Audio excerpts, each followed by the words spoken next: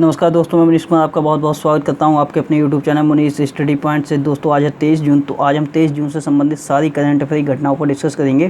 तो 23 जून से पहला क्वेश्चन है, हाल ही में जर्मनी ने कोविड-19 के लिए कौन सा ऐप लॉन्च किया है। तो जर्मनी ने जो कोविड-19 के लिए एक ऐप लॉन्च किया है और इस ऐप का नाम दिया है कोविड बॉर्न इस एप्लीकेशन का नाम है, जो कि लॉन्च किया गया है जर्मनी देश के द्वारा, और कोविड-19 के लिए ये ऐप लॉन्च किया गया है। और इस ऐप के माध्यम से कोरोना वायरस की चेन को तोड़ने का काम किया जाएगा। मतलब कि जैसे हमारे भारत में आरोग्य सेतु ऐप लॉन्च किया गया है, तो उसी की तर्ज पर ये कोविड बॉर्न नामक ऐप जो है उसको लॉन्च किया है अब जर्मनी देश ने, और ये भी same to same Aarogya Setu app की भांति कार्य करेगा। और ये हॉटस्पॉट संक्रमण की जानकारी देगा तथा जो भी व्यक्ति कोविड-19 से संक्रमित है उससे संबंधित भी जानकारी देगा। तो ये कोरोना वायरस की चेन तोड़ने के लिए कोविड बॉर्न नाम से एप्लीकेशन लॉन्च किया है जर्मनी देश ने। बात करें अगर जर्मनी की, तो जर्मनी की राजधानी है बर्लिन, मुद्रा है यहाँ की यूरो, और राष्ट्रपति हैं यहाँ के फ्रैंक वाल्टर स्टाइनमायर। वहीं अगर चांसलर की बात करें तो चांसलर हैं जर्मनी की एंजेला मार्केल। अगर बात करें जर्मनी की, तो अभी कल ही मैंने आपके लिए नोट कराया था कि जर्मन बुक ट्रेड का प्रतिष्ठित शांति पुरस्कार से सम्मानित किए गए थे अमर्त्य सेन। अमर्त्य सेन ये कौन थे? ये भारत के अर्थशास्त्री हैं और इन्हें सर्वप्रथम नोबेल पुरस्कार प्राप्त करने वाले पहले भारतीय भी बने थे अर्थशास्त्र के क्षेत्र में। मतलब कि अर्थशास्त्र के क्षेत्र में नोबेल पुरस्कार पाने वाले अमर्त्य सेन पहले भारतीय थे। 1998 में इनके लिए नोबेल पुरस्कार मिला था अर्थशास्त्र के क्षेत्र में। बात करते हैं क्वेश्चन नंबर सेकंड की, तो सेकंड क्वेश्चन है, हाल ही में पवित्र पति नामक मास्क का निर्माण किस संस्था के द्वारा किया गया है। तो एक मास्क बनाया गया है और इस मास्क का नाम दिया गया है पवित्र पति। तो पवित्र पति नाम से जो मास्क बनाया गया है वो किस संस्था के द्वारा बनाया गया है। तो इस संस्थान का नाम है, इसका नाम है defence institute of science and advanced technology. और ये एक संस्थान कहाँ की? तो ये पुणे की है। तो इसी के द्वारा ही पवित्र पति नामक मास्क का निर्माण किया गया है। और इस मास्क, ये जो मास्क है, इसमें आयुर्वेद जो प्रोडक्ट होते हैं, तो आयुर्वेद प्रोडक्ट के जो उत्पाद होते हैं उनके नैनो फाइबर पर बेस्ड है ये मास्क। मतलब कि ये पूर्णतः हर्बल कारकों से बनाया गया है और इसका नाम दिया गया है पवित्र पति। अगर बात करें defence institute of science and advance technology की, तो कुछ समय पहले ही इस संस्था के ही द्वारा एक कीटाणुनाशक स्प्रे बनाया गया था जिसका नाम दिया गया था अनन्या, और अतुल्य नामक माइक्रोवेव स्टेरिलाइजर भी विकसित किया गया था इसी संस्था के द्वारा। बात करते हैं क्वेश्चन नंबर 3 की, तो तीसरा क्वेश्चन है, हाल ही में स्वीडिश मैपिंग टेक्नोलॉजी कंपनी, ये स्वीडन की एक मैपिंग टेक्नोलॉजी कंपनी है, इसका नाम है मैपीलरी का अधिग्रहण किसने किया है। तो स्वीडिश की मैपिंग टेक्नोलॉजी कंपनी मैपीलरी का जो अधिग्रहण है वो किया है फेसबुक कंपनी ने। तो फेसबुक के द्वारा इस मैपीलरी कंपनी का अधिग्रहण किया जा चुका है। अगर बात करें फेसबुक की, तो फेसबुक की स्थापना 2004 में हुई थी, मुख्यालय कैलिफोर्निया में है, और CEO कौन है? तो है मार्क जुकरबर्ग, ये संस्थापक भी हैं फेसबुक के। अगर बात करें फेसबुक की, तो कुछ समय पहले ही फेसबुक ने पंजाब राज्य की सरकार के साथ मिलकर एक चैटबॉट भी विकसित किया था। उसी के साथ साथ अगर बात करें फेसबुक की, तो कुछ समय पहले ही फर्जी जो प्रचार होते हैं उनको रोकने के लिए फेसबुक ने बांग्लादेश में third party fact check system भी लॉन्च किया था। उसके साथ ही फेसबुक ने कुछ समय पहले USA की एक कंपनी थी जिसका नाम था गिफी का भी अधिग्रहण किया था, और फेसबुक के द्वारा रिलायंस जियो में 9.99% की हिस्सेदारी भी खरीदी गई है। और स्पेन की एक कंपनी और है जिसका नाम है प्ले गीगा, तो प्ले गीगा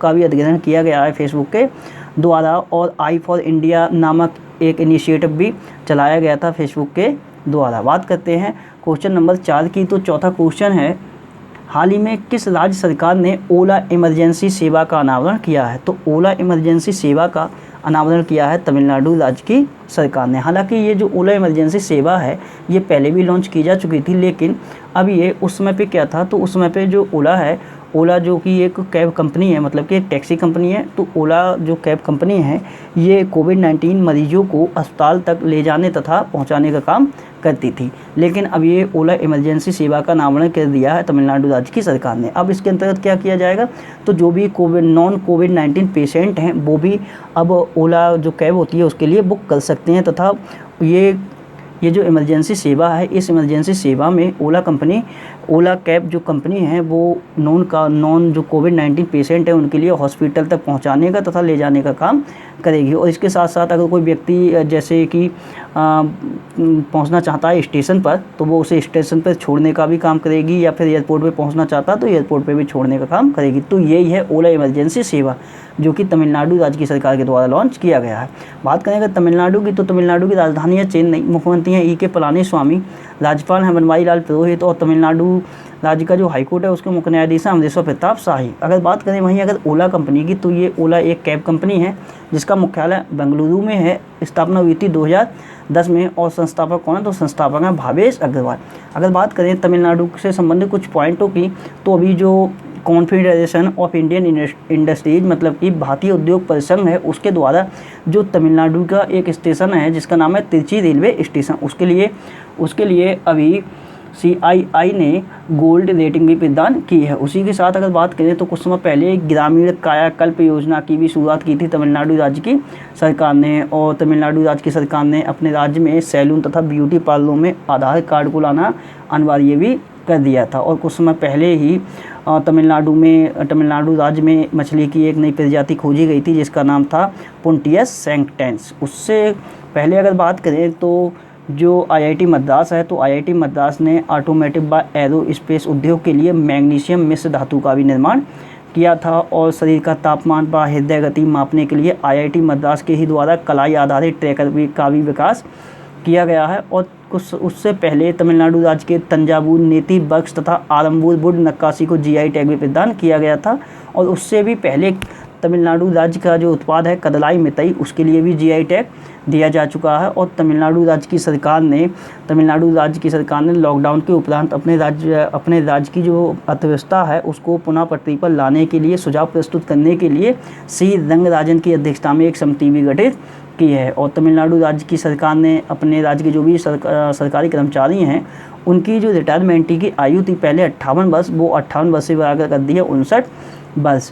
वहीं अगर बात करें तो तमिलनाडु की जो संस्थान है IIT मद्रास, तो IIT के मद्रास के प्रोफेसर हैं जिनका नाम है T प्रदीप मतलब कि थलपल प्रदीप। इनके लिए अभी विज्ञान तथा प्रौद्योगिकी की श्रेणी में निक्केई एशिया पुरस्कार भी दिया जा चुका है। उससे पहले अगर बात करेंगे तो कुछ समय पहले ही जो तमिलनाडु की राजधानी चेन्नई है, और चेन्नई में TVS मोटर्स का मुख्यालय है। तो TVS मोटर्स के द्वारा बेटेस मोटरसाइकिल ब्रांड है जिसका नाम है नॉर्टन, उसका अधिग्रहण भी किया गया था। और उससे पहले अगर बात करें तो प्रधानमंत्री कृषि सिंचाई योजना के तहत जो वित्त वर्ष 2019-20 है, इसमें सूक्ष्म सिंचाई में सर्वाधिक क्षेत्र कवर करने के मामले में तमिलनाडु शीर्ष राज्य भी रहा था। उससे पहले अगर बात करें तो सीनियर राष्ट्रीय वॉलीबॉल चैंपियनशिप जो हुई थी जिसका आयोजन किया गया था भुवनेश्वर उड़ीसा में, उसमें जो पुरुष टीम का खिताब जीता था वो तमिलनाडु राज्य की टीम ने जीता था। वहीं अगर महिला वर्ग का जो खिताब जीता था वो जीता था केरल की टीम ने। और सड़क सुरक्षा मामले में सर्वश्रेष्ठ प्रदर्शन का पुरस्कार भी किसको मिला है, तो तमिलनाडु राज्य को ही दिया गया है। और भारत तथा जापान के तटरक्षक बलों के बीच एक अभ्यास आयोजित किया गया था, ये कोविड-19 से पहले का क्वेश्चन है, तो जिसका नाम था सहयोग कैजिन। उसका आयोजन भी कहाँ किया गया था, तो तमिलनाडु में ही किया गया था। और कुछ समय पहले ही तमिलनाडु सरकार द्वारा कावेरी जो डेल्टा क्षेत्र है उसके लिए संरक्षित विशेष कृषि क्षेत्र भी घोषित किया गया है। अंतर्राष्ट्रीय केला सम्मेलन का आयोजन किया गया था, तमिलनाडु का एक शहर है जिसका नाम है तिरुचिरापल्ली में किया गया था। और IIT मद्रास के द्वारा आर्टिफिशियल इंटेलिजेंस आधारित ड्रोन का भी निर्माण किया गया है। और IIT मद्रास के ही द्वारा कैरियर बैक टू वुमेन नामक पहल की भी शुरुआत की गई है।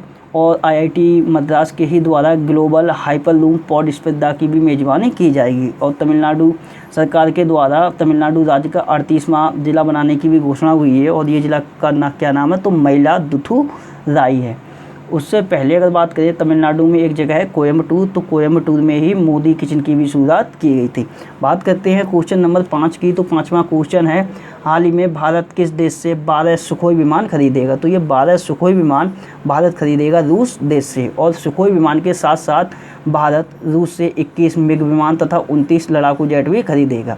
बात करें अगर रूस की, तो रूस की राजधानी मॉस्को है, मुद्रा है रूबल, संसद है यहाँ की ड्यूमा, और राष्ट्रपति हैं रूस के व्लादिमीर पुतिन, और प्राइम मिनिस्टर हैं रूस के मिखाइल मिशुस्टिन। इसी वर्ष मिखाइल मिशुस्टिन जो है उनकी नियुक्ति की गई है, इसी वर्ष की गई है। और अगर बात करें रूस की, तो रूस के द्वारा ही इस वर्ष के अंत में आर्कटिक जलवायु की निगरानी हेतु उपग्रह लॉन्च करने की भी घोषणा की गई है।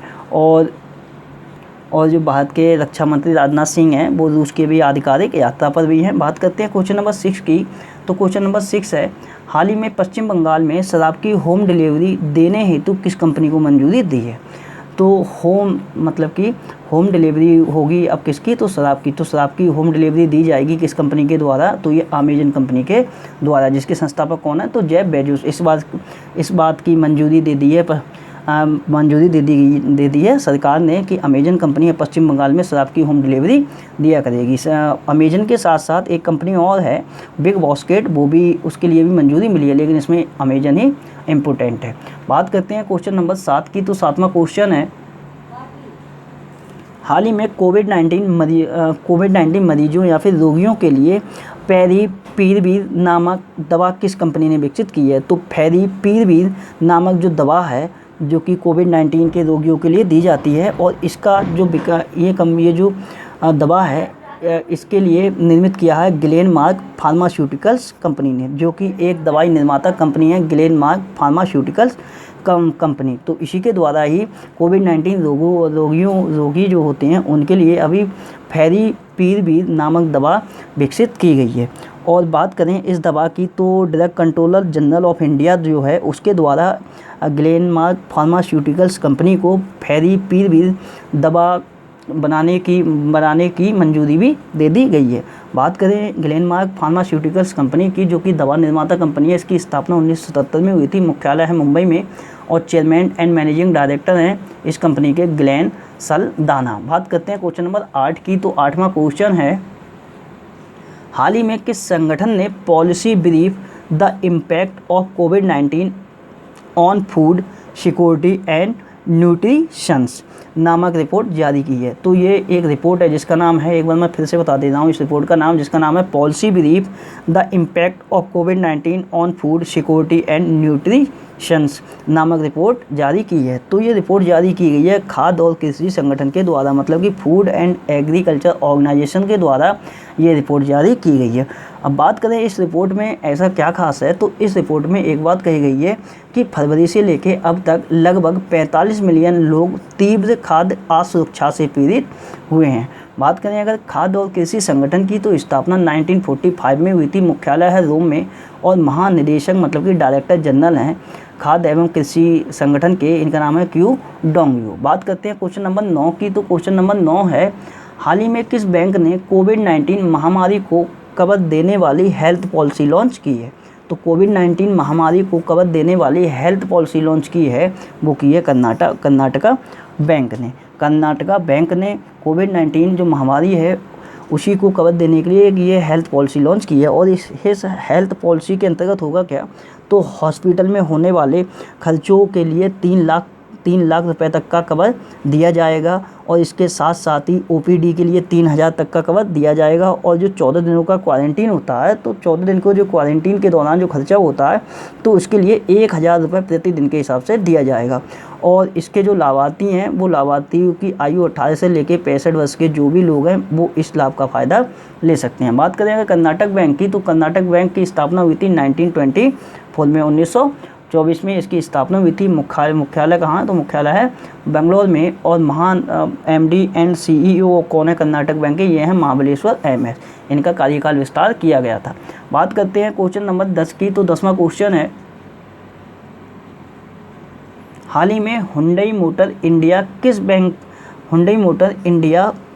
ने किस बैंक के साथ समझौता किया है? तो हुंडई मोटर इंडिया ने किस बैंक के साथ समझौता किया है? तो ये समझौता किया है HDFC बैंक के साथ। और ये समझौता हुआ क्यों है, तो जो हुंडई मोटर इंडिया है, तो हुंडई मोटर इंडिया ने अपने ग्राहकों को नई कार खरीदने में मदद के लिए समझौता किया है। और ये किस प्रकार की मदद होगी, जैसे कि कार के लिए अगर कोई भी व्यक्ति हुंडई कंपनी की अगर कार खरीदेगा, तो उसके लिए लोन लेने के लिए बैंक जाने की ज़रूरत नहीं है। तो इसी के लिए ये समझौता किया है HDFC बैंक के साथ में हुंडई मोटर इंडिया ने। बात करें अगर HDFC बैंक की, तो 1994 में इसकी स्थापना हुई थी, मुख्यालय है मुंबई में। MD CEO कौन है, तो ये है आदित्य पुरी। वहीं टैगलाइन है HDFC बैंक की, बी अंडरस्टैंड योर वर्ड। अगर बात करें हुंडई कंपनी की, तो हुंडई कंपनी ये दक्षिण कोरिया की कंपनी है। अब बात करें HDFC बैंक की कुछ संबंधित पॉइंटों की, तो कुछ समय पहले ही सेफ्टी ग्रिड नामक अभियान भी लॉन्च किया था HDFC बैंक ने, और उसके साथ साथ ही हम हार नहीं मानेंगे गीत भी लॉन्च किया था HDFC बैंक ने, और senior citizen care fixed deposit योजना भी लॉन्च की थी HDFC बैंक ने। बात करते हैं क्वेश्चन नंबर 11 की, तो 11वां क्वेश्चन है, हाल ही में भारत ने कम आय वाले देशों को निमोनिया वैक्सीन की आपूर्ति करने हेतु किसके साथ समझौता किया है। तो भारत ने एक समझौता किया है, और ये समझौता क्यों हुआ है, तो जितने भी कम आय वाले देश हैं उनके लिए भारत जो है निमोनिया वैक्सीन की आपूर्ति कराएगा, और ये बहुत ही सस्ती दरों पर इसकी आपूर्ति कराएगा भारत अन्य जो कम आय वाले देश हैं उनके लिए, और किसकी, तो निमोनिया वैक्सीन की। तो इसी के लिए ये समझौता किया है भारत ने यूनिसेफ के साथ। अगर बात करें यूनिसेफ की, तो यूनिसेफ की फुल फॉर्म थी United nation international children emergency fund. ये पहले थी इसकी फुल फॉर्म, लेकिन बाद में यहाँ से इमरजेंसी हटा दिया गया, तो अब जो फुल फॉर्म बची है वो यूनाइटेड नेशन चिल्ड्रन फंड ये है, और यहाँ से इमरजेंसी और इंटरनेशनल हटा दिया गया था। बात करें यूनिसेफ की, तो यूनिसेफ की स्थापना हुई थी 1946 में, मतलब कि 1946 में। मुख्यालय है न्यूयॉर्क में, और हेड कौन है यूनिसेफ के, तो इनका नाम है हेनरिएटा एच फोरे। बात करते हैं क्वेश्चन नंबर 12 की, तो 12वां क्वेश्चन है, हाल ही में रिलीज की गई पुस्तक legend of Suheldev the king who saved India के लेखक कौन है। तो ये अभी हाल ही में पुस्तक रिलीज की गई है जिसका नाम है legend of Suheldev the king who saved India. इसके लेखक है अमीश त्रिपाठी, बहुत ही फेमस राइटर हैं अमीश त्रिपाठी। तो इन्हीं के द्वारा ये पुस्तक लिखी गई है, और कुछ समय पहले ही क्लारा एंड द सन नाम से पुस्तक भी लिखी गई थी। उसके लेखक कौन थे, तो वो थे काजुओ इशिगुरो। बात करते हैं क्वेश्चन नंबर 13 की, तो 13वां क्वेश्चन है, हाल ही में विजय खंडूजा को किस देश में भारत का अगला राजदूत नियुक्त किया गया है। तो विजय खंडूजा ये किस देश में भारत के नेक्स्ट एम्बेसडर, मतलब कि अगले जो राजदूत हैं वो नियुक्त हुए हैं, तो ये नियुक्त हुए हैं जिम्बाब्वे देश में अब विजय खंडूजा को भारत का अगला राजदूत नियुक्त कर दिया गया है। अगर बात करें जिम्बाब्वे की, तो राजधानी हरारे है, मुद्रा है डॉलर, और जिम्बाब्वे के राष्ट्रपति हैं एमरसन नानुगुम्बा। बात करें कुछ अन्य एम्बेसडरों की, मतलब कि अन्य राजदूतों की, जो अभी हाल फिलहाल में 4 या 5 दिन पहले नियुक्त हुए हैं। इनका नाम है, एक हैं संतोष झा, ये बेल्जियम में भारत के नेक्स्ट राजदूत नियुक्त हुए हैं। शंभू एस कुमारन, ये फिलीपींस में भारत के नए राजदूत नियुक्त हुए हैं। उसके बाद एक नियुक्ति और भी है, एक नियुक्ति है सेतु रमण पंचनाथन की, तो ये अमेरिका की नेशनल साइंस फाउंडेशन के डायरेक्टर, मतलब कि निदेशक नियुक्त हुए हैं। इनका नाम है सेतु रमण पंचनाथन। बात करते हैं क्वेश्चन नंबर 14 की, तो 14वां क्वेश्चन है, एशियाई विकास बैंक के अनुसार 2020 में एशिया की वृद्धि दर कितनी रहेगी। तो पूरी एशिया की 2020 में जो वृद्धि दर रहेगी एशियाई विकास बैंक के अनुसार वो रहेगी 0.1%। अब बात करें यहाँ एशियाई विकास बैंक की, तो इसकी स्थापना हुई थी 1966 में। मुख्यालय है मनीला फिलीपींस में, और अध्यक्ष हैं मात्सुको अस्काबा। और एशियाई विकास बैंक के सदस्य देश कितने हैं, तो ये हैं 68। बात करते हैं क्वेश्चन नंबर 15 की, तो 15वां क्वेश्चन है, हाँ, भारत की जलवायु संकट की स्थिति पर जारी राष्ट्रीय रिपोर्ट 1901-2018 के दौरान भारत का औसत तापमान कितना बढ़ा है। तो 1901 से लेकर 2018 के बीच में जो भारत का औसत टेम्परेचर है, मतलब कि जो एवरेज टेम्परेचर है वो कितना बढ़ा है, तो ये बढ़ा है 0.7%। और ये क्यों हुआ है, तो इसका जो मेन कारण है वो है ग्रीन हाउस इफेक्ट इसका मेन कारण है। बात करते हैं लास्ट क्वेश्चन की, तो लास्ट क्वेश्चन है, जुलाई मतलब कि 21 जुलाई तथा 22 जुलाई में USIBC की 45वीं बैठक की मेज़बानी कौन करेगा। तो ये 45वीं बैठक है जिसका नाम है USIBC, और इसकी जो मेज़बानी करेगा वो करेगा अपना देश भारत। लेकिन ये अभी क्लियर नहीं है कि जुलाई में इसका ये जो बैठक है ये कैसे आयोजित की जाएगी, लेकिन जहाँ तक है वहाँ तक कोविड-19 का प्रकोप चल रहा है, तो ये वर्चुअल मतलब कि आभासी बैठक ही आयोजित की जाएगी वीडियो कॉन्फ्रेंसिंग के माध्यम से। लेकिन हो सकता है कि आगे चलकर जुलाई तक कोरोना वायरस का संक्रमण खत्म भी हो जाए। अगर बात करें यहाँ USIBC की, तो इसकी फुल फॉर्म होती है United state India business council, मतलब कि ये जो बैठक है वो भारत और अमेरिका के बीच की जाएगी, और भारत तथा अमेरिका द्वारा विभिन्न मुद्दों पर चर्चा की जाएगी। अब बात करते हैं कल जो मैंने आपसे क्वेश्चन पूछे थे उनके आंसरों की। तो कल आपसे मैंने पहला क्वेश्चन पूछा था, BMW इंडिया के मैंने अध्यक्ष पूछे थे, इनका नाम था विक्रम पवार और इन्होंने स्थान लिया था रुद्रतेज सिंह का। सत्यभामा नामक मैंने पोर्टल पूछा था, किसने लॉन्च किया है, तो ये प्रहलाद जोशी। ये कौन है, तो केंद्रीय कोयला मंत्री हैं। तीसरा क्वेश्चन पूछा था, कोविड-19 के लिए परीक्षण हेतु पहली मोबाइल लैब आई लैब किसने लॉन्च किया है, तो डॉक्टर हर्षवर्धन ने, जो कि कौन है, डॉक्टर हर्षवर्धन, तो ये केंद्रीय स्वास्थ्य मंत्री हैं। और चौथा क्वेश्चन मैंने पूछा था, क्लारा एंड द सन उपन्यास के लेखक कौन है, तो ये हैं काजुओ इशिगरो। और पांचवा क्वेश्चन मैंने पूछा था, विश्व प्रतिस्पर्धा सूचकांक में भारत किस स्थान पर रहा है, तो भारत रहा है 43वें स्थान पर और पहले स्थान पर रहा है सिंगापुर। आज से आपके लिए क्वेश्चन है, फिलीपींस में अगले भारतीय राजदूत कौन नियुक्त हुए हैं। दूसरा क्वेश्चन बताना है, बुंडेसलीगा विजेता टीम कौन बनी है, मतलब बुंडेसलीगा ये फुटबॉल टूर्नामेंट होता है और इसकी विजेता टीम का नाम बताना है। और तीसरा क्वेश्चन है, जर्मन बुक ट्रेड का प्रतिष्ठित शांति पुरस्कार किसे दिया गया है। तो दोस्तों वीडियो होती है यहीं समाप्त। मेरे द्वारा बनाई हुई वीडियो अगर आपके लिए पसंद आती है तो मेरे चैनल मुनीश स्टडी पॉइंट के लिए लाइक करें, शेयर करें, सब्सक्राइब करें। वीडियो को टाइम देने के लिए बहुत बहुत धन्यवाद। आपका दिन शुभ हो।